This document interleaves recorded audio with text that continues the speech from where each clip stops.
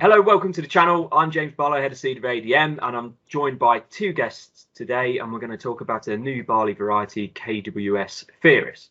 So, first guest is James Maguire, who is Sales Manager for KWS in the UK. Thank you, James. Welcome. Thank you, James.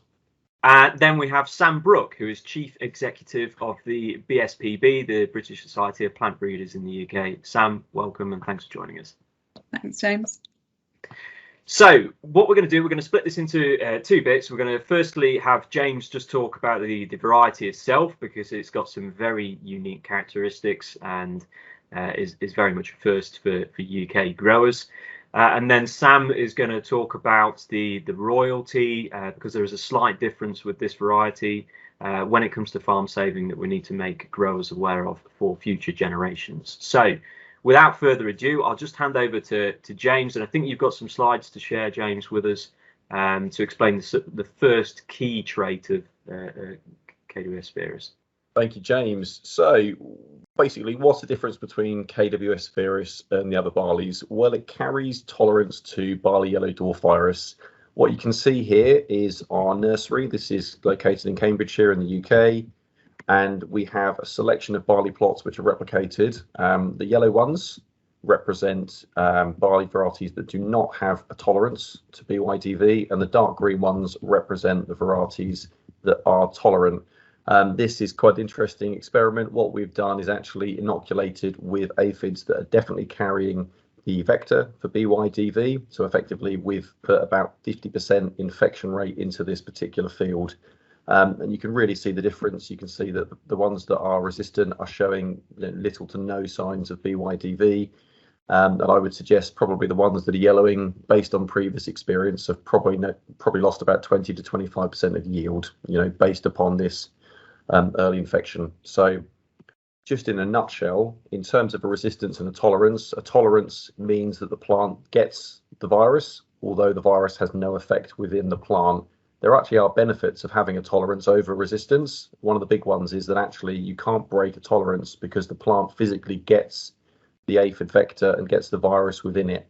So actually this particular trait we're using, the gene's called RYD2, and it's been around for about 65 years and it hasn't affected its quality and its sort of effectiveness since. So really resilient traits, and I think it gives you guys a really good opportunity. On your early barleys, you don't have to worry about getting out there and putting the pyrethroids on. You know you've got something here that's going to have that season-long resistance to BYDV.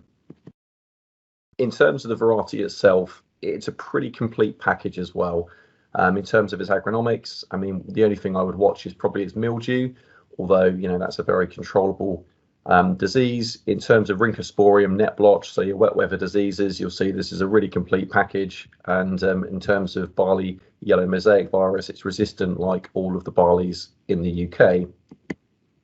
Agronomically, it's very strong. I would say it's pretty stiff. If any of you out there have been growing the stuff like Tower, maybe Cassia, you'll find that Feeris is equally as stiff in terms of what you're going to get. And at 94 centimeters, for those growers that like a bit of straw, you'll find you've got this also in this product. The weakness in the past of a 6-row, which is what KWS Feeris is poor grain quality. But actually, this is where Feeris goes against sort of the other 6 rows we've seen. Feeris's spec weight is nearly 69 kgs. It's effectively a malting barley program, so we've got incredibly good grain quality in this variety and incredibly low screenings. So if we were to compare it to a variety in the market, such as Venture, you would see that Feeris has got very low screenings when compared to that. So for the guys that are growing this for feed and worried that you might have small pinched grains, we've not seen it. We don't believe it to be an issue with this product. And just finally, yield-wise, part of the other issues of varieties that carry the BYDV trait in the past is that there's a yield lag to the highest yielding varieties on the list. Well, you can see here, it's 1.5% off the top of the list, and that's incredibly close. And actually, for the genetic advantage you get with this product, it's a really complete variety and one that we see being a really useful tool for farmers going further forward. Yeah, thanks, James. And that's definitely something that ADM have seen as well. When you look at the risk versus reward of a variety like Feeris, you're missing out on matter of 2% of the top yielding 2 rows available, but in case of infection, then that could potentially drag yield down by 20 to 50%, depending on what guidance that you read from the research institute. So on the whole, we've got a really good package. Sam, so there's some differences with KWS Feeris with regards to its royalty, and it's a new scheme for BSPB. Could you just explain to us and the viewers how it's going to differ, please? Yeah, absolutely. Thanks, James. So I think, as we all know, losing chemical solutions for some of these pests and diseases has meant it's becoming more and more important that the genetics carry those tolerances and resistances.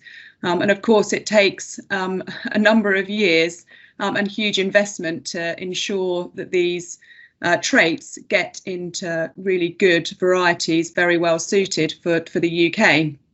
So what we needed to do as BSPB was find a way to support breeders in protecting those new traits and ensuring those new traits, come into as many varieties as possible that are suited to UK conditions and can help UK farmers. So the trait protection scheme, as you say, is something a bit different. What we should say is actually the seed royalty element remains the same.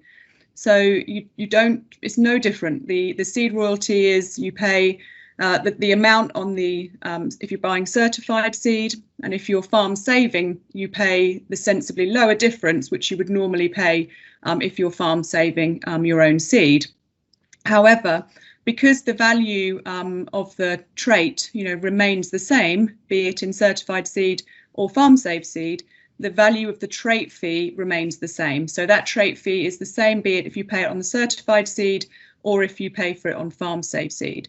So as BSPB, what we'll do is we'll ensure that that the variety you're growing is on the trait protection scheme, so you won't get any shocks or surprises. You'll have a call from us, from the team at BSPB, to make sure that you're aware of what happens and what happens next, and the fact that there will be sort of a two-tier payment on a trait protected variety. So, for example, if you wanted to pay your seed royalty through your processor still, that's absolutely fine on farm safe seed, but you would then need to pay the trait fee separately with the BSPB, or, as you know, you can pay the seed royalty and the trait protection fee directly with ourselves at BSPB. So we're trying to keep it as simple as possible. There's no contracts to sign for the farmers growing these trait protected varieties. We will do the work. We'll make sure we contact you so you know what's happening and you know what you've got to pay and when. But as I say, the key part of this is realising and understanding the value of these traits, especially to UK growers, and ensuring that we can maintain investment in UK plant breeding. Thank you, Sam. And so, as well as that, then for the administration from the farm side, this is all done at the same time. So the trait protection scheme is, or fee, is declared at the same time as the farm saved tonnage royalty would be anyway. So it's the same document, same. Absolutely, yeah, absolutely. Unlike other schemes that have been area based in the past, where it's separate paperwork, this combines it all quite nicely into one. Yeah, this combines it all, and as I say, we'll make sure we get in touch, and we will shortly have a sort of a nice simple infographic that we can put on our website and circulate as well, just to try and ensure the process is as straightforward as possible for everybody. Great, thank you, Sam. So, I mean, in summary, we have a variety here which has exceptional yield, fantastic grain quality, and something that we've never seen before in terms of 6-row conventionals. We have the BYDV tolerance, and I think if you're a grower in any area of the country, but particularly the sort of south and east coast in the at-risk areas, then it is a no-brainer in order to protect yield potential. So thank you to both of our speakers. Brilliant, thank you very much, and hopefully the viewers have now gained plenty more of an understanding of KWS Feeris. Thank you for having us, James. Thanks, James.